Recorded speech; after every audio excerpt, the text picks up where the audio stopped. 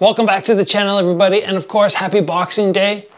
Today, because of this holiday, we're going to be doing boxing tips, 5 boxing tips to help you improve. They're not going to be things like try and stay on the balls of your feet while you're bouncing around. These are tips which only a high-level pro fighter will be able to share with you.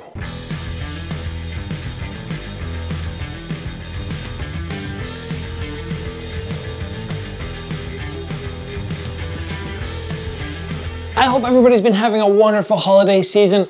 Christmas has come and gone. We have Boxing Day, moving to New Year's Eve, and the New Year's, I'm gonna have a fun New Year's resolution episode coming out soon, something which is very near and dear to my heart. But for today, we're talking about tips to help you improve your boxing, whether it's just for sparring, for fighting, doesn't matter, these are gonna help you. Tip number 1, jab to miss. What do I mean by that? Well, too often in fight sports, people go, okay, every shot I land has to be one that's gonna land, and it's gonna land hard. And when you have that mindset, you miss out on a massive element, which is setup, distraction, confusion. When you're on the outside, it doesn't need to be step and hit. Step and hit. From the outside, just flick. Flick that jab, make them think about it, make them think, maybe make them think, and then land. And then go back to some twitches, just throwing, just getting that hand pawing out there, even if it's not landing, is gonna make a massive difference in disrupting what this guy wants to do. We see high-level boxers do it occasionally, and it just throws their opponent so off. Try it out. Just pump that jab, even if it's 5, 10 times per round. No intention of landing, just throw, see what the reaction is, and if you're really good, you can start gauging their reaction for your future game plan. You can go, okay, every time I pump the jab, they overreach. So next time I'm gonna throw the hook. You can do a lot with this. The next thing which I really want you to learn how to do is how to control your opponent against the ring ropes. So many people say, when I get my opponent against the ring ropes, they just shoot off to the side and they're gone. And it's very easy, in my experience, to control them. It's about maintaining distance. If your opponent has their back against the ring ropes and you crowd them, and you're very close, almost within punching range, if they cut the angle, how do you keep up with them? But if you just take a little step back, even if they start angling, take a little step back, and then just track them. If they try and go this direction, track them from a distance. When they stop, now you move a little bit forward. If they try to cut to the side, you back up a little bit and track them. Eventually they're gonna start going, okay, I can't get away from this guy, and they'll settle. And then that's when you step in and attack. It's such a simple thing. Just a little more distance, don't crowd the space, and you can easily pin somebody where you want them. My next boxing tip is have one, and only one is your beginner intermediate.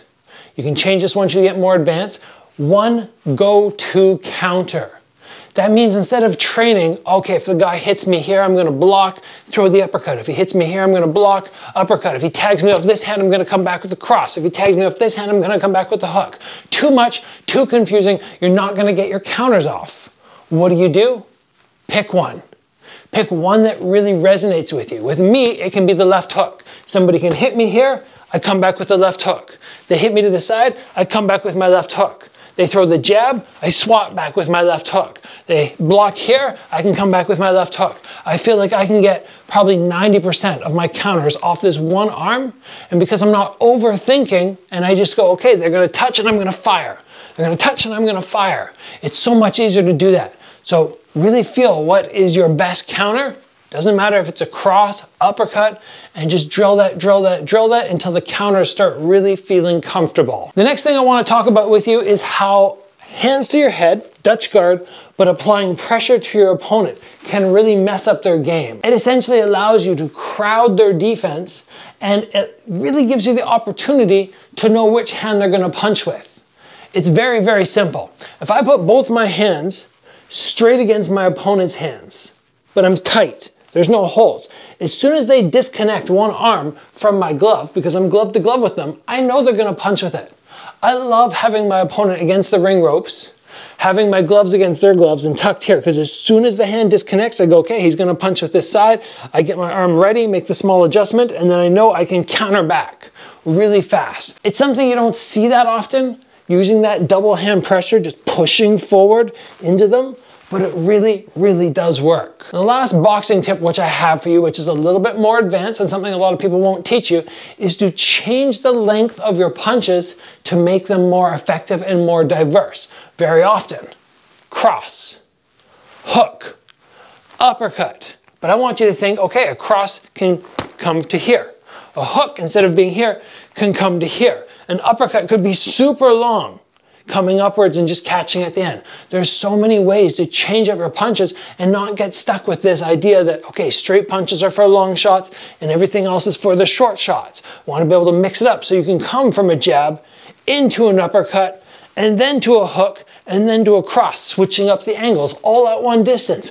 Or if you're in tight, you can come 1, 2, and then jam a short little shot down the middle. You don't want anybody going, okay, I'm at distance, and because I'm at distance, I really only have to do this. And I'll block the straight punches. Okay, we're in tight. I don't have to worry as much about the straight punches. Now I'm just gonna block up the middle for the uppercuts and to the side. Be diverse with your length on attacks. If you can implement these 5 tips, and these are things which I've done throughout my career, I really feel like your boxing skill level is gonna pop up fairly fast. Again, guys, happy Boxing Day. Thank you for joining me today. I will see you back here very soon for another video.